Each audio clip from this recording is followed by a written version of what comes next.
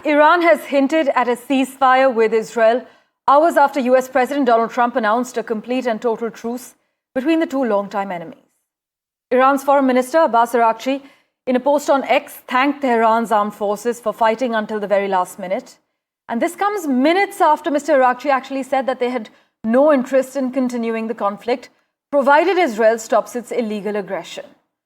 Shortly after Iran's hint towards a truce with Israel, US Director of National Intelligence Tulsi Gabbard called it a historic ceasefire agreement that only Donald Trump could have achieved. Gauri Dwivedi has been tracking the finer developments for us. She joins us live at the moment with the latest update. Gauri, just minutes after saying there's no agreement on the ceasefire, Iran suggested the ceasefire has begun. Take us through what changed, why the mixed messaging, and was this dual signaling actually deliberate? Indeed, Parmeshwar, so much has happened in the last couple of hours, hasn't it? In terms of the war, there was a lot of mixed signaling that came in from Iran. In fact, ever since it hit America's base in Qatar, it had informed Qatar in advance, and therefore America itself was able to vacate most of its aircrafts and critical personnel from the airbase. Since then, through the night, through the couple of hours, where Donald Trump announced that a ceasefire has already taken place. In fact, he said there's peace now.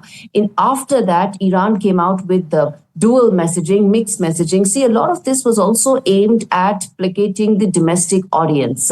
Ever since the war started on 13th of June, it seemed that Iran's response was also aimed at placating and keeping the domestic audience under check. And that's the reason why, A, the attack on the American base took place at Qatar, and B, the messaging first came that they're not going to take this lying down, and then came the ceasefire messaging as well. So one needs to keep it in mind that some of this, a large part of this was meant for the domestic audience. But as things stand right now, Parmeshwar, there is this uneasy calm that has prevailed over the Middle East right now, comes after days of the strikes and counter-strikes, both from Iran and Israel. And the uneasy calm, of course, has been prevailed by United States right now. But while war has stopped right now, one cannot ignore the tensions underlying that persist there, and remains to be seen whether dialogue and diplomacy will be the way forward. Remember,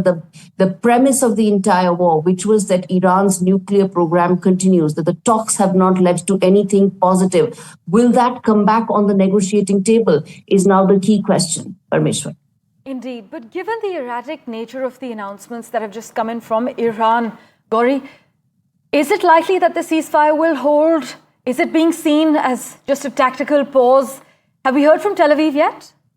Indeed. Now, that's something that is going to be very difficult to call out immediately. And the reason for that is there's uncertainty ever since this war started. And even now, while there is this, that's why I use the word uneasy calm, simply because there is an agreement of a total ceasefire. But remember, first it came from Donald Trump, and then there was mixed signaling that came from Iran. So it's difficult to say that whether the ceasefire will hold out completely or whether there will be some back and forth around it, because on ground, the situation could be tense, could be uneasy, and whether or not those talks begin again, whether or not it leads to anything positive in terms of, or substantial in terms of negotiations regarding Iranian nuclear program, will be the key to decide whether this ceasefire holds out going forward, or whether there could be some tensions on ground that could act as, possible sparks that could once again flare up the region.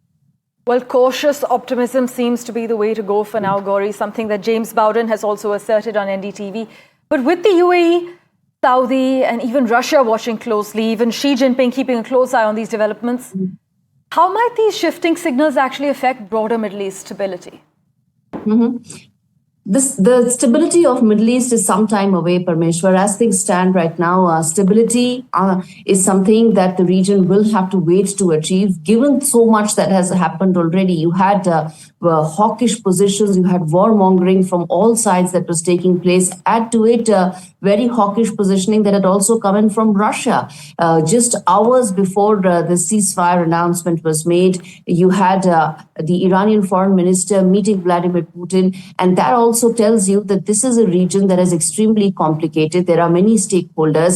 And while it may be some sort of an uneasy calm, you use the absolutely right phrase, that uneasy calm may be there right now. How long it will prevail remains to be seen, because there are multiple stakeholders. Yes, you mentioned Saudi Arabia, UAE, all of them are American allies in the sense that they host large American troop presence there, but there are also regional conflicts here. And that's the reason why this tension is still not over yet, and remains to be seen how much progress diplomacy will achieve in the next couple of days.